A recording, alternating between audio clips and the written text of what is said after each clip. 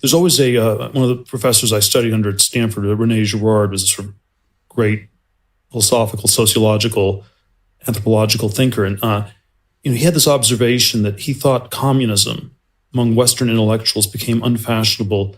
You could date it to the year 1953, the year Stalin died, and the reason was they were not communist in spite of the millions of people being killed. They were communist because of the millions of people that were being killed.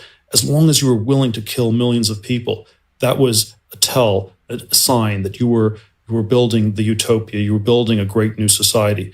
And when you stopped, it was just going to be like the lethargy of the Brezhnev era or something like that. What is this? This is no pain, no gain on a massive level. Now, I've been listening to Hardcore History, the Hardcore History podcast, and I'm waiting for the next version to come out. I feel like some of you guys, when I miss a day or two of posting, and you're like, where's the next video? I'm waiting for the next Hardcore History. He was making a comment about the fact that when the Assyrians did violence against another culture, well, they didn't attempt to hide it. They didn't, like the Germans did, kind of put it far away from its population to see in some of these death camps. The Assyrians they plastered it on their walls, and they just had it out there in front. The Assyrians wanted everybody to know what it was. Now, one of the things that Rene Girard gets into is his thesis, which this was, I thought the video was going to make today, but then I saw the movie last night and decided to go forward with this video. But his thesis is that religion was actually what we developed to address violence.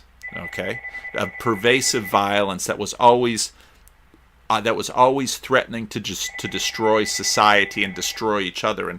And Rene Girard pushes it back so far to say, basically with human beings, because when we come out of the womb, we're so weak for so long that, in fact, for humanity to survive, we had to develop religion for human people to actually have time to grow up. And that if humanity didn't have religion, it never would have gone anywhere as a species, because we simply would have destroyed ourselves.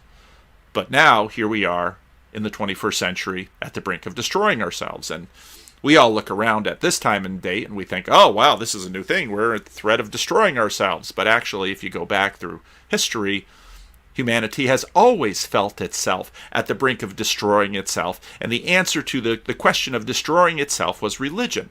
Now, part of Rene Girard's observation with respect to communism there is brilliant, and it should be overwhelmingly disturbing for a romanticist modernist era that likes to imagine that human beings are somehow good and nice at heart, and in fact our violence and our evil is only an aberration from our normal state.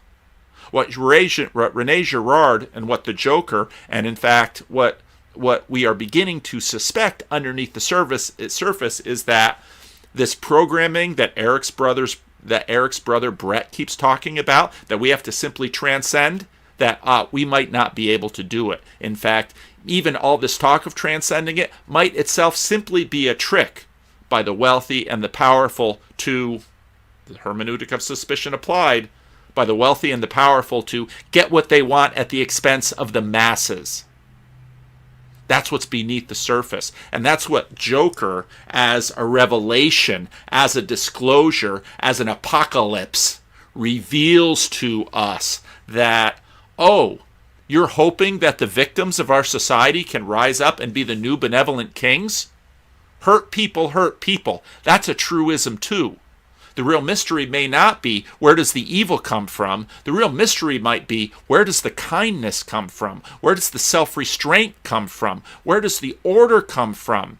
Where do we get the source to stop our avarice, not to indulge it? And Rene Girard sees this and knows this. And so, of course, Girard has influenced Thiel now, and quite deeply, obviously. But let's go back and hear what he says again, because his observation here that communism lost its oomph when the blood stopped. The Aztecs would have known this. Societies, Sun Tzu, isn't it Sun Tzu that says you already know when a nation will lose war depending on what's happening in the temple? The book of Ezekiel knows this. What happens in the temple bleeds out into the rest of society. There must be ritual, there must be sacrifice in order for society to live, in order for violence to be abated, in order for us to stop.